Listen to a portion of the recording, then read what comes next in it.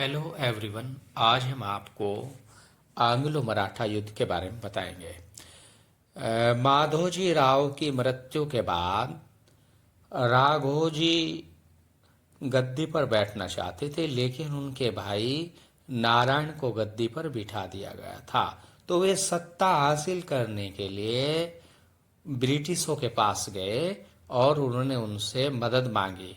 British चाहते थे कि हम इनके आंतरिक मामलों में शामिल हों और अपने साम्राज्य का विस्तार कर सकें। तो इस प्रकार से इनमें 3 बार युद्ध हुए। तो सबसे पहले हम प्रथम युद्ध के बारे में बताते हैं। प्रथम युद्ध 1775 ईस्वी से 1782 के मध्य हुआ, जिसका प्रमुख कारण ये रहा कि सत्ता संघर्ष तथा ईस्ट इंडिया कंपनी का हस्तक्षेप। हेस्टिंग और मराठा राघोबाजी के बीच ये युद्ध हुआ। ये दो इसके मुख्य पक्षकार थे। 1772 में इस युद्ध की समाप्ति सालबाई संधि के साथ हो गई।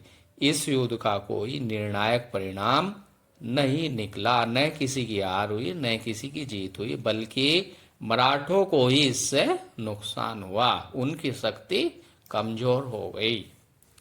अब हम द्वितीय मराठा युद्ध के बारे में बताते हैं।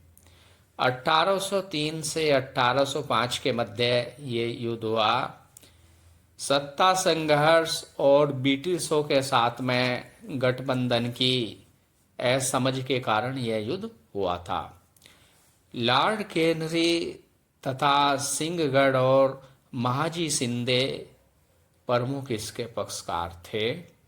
1803 में पुणे की लड़ाई में मराठों को हार का सामना करना पड़ा। जॉन डगलस द्वारा दिल्ली के निकट 1803 में युद्ध किया गया और उस युद्ध में जो है जॉन डगलस ने शिंदे के साथ में संधि की। मराठा साम्राज्य का विभाजन हो गया और ब्रिटिश लोगों ने उत्तर भारत में अधिकांश भागों पर अपना कब्जा कर लिया और मराठा साम्राज्य का विभाजन भी हो गया।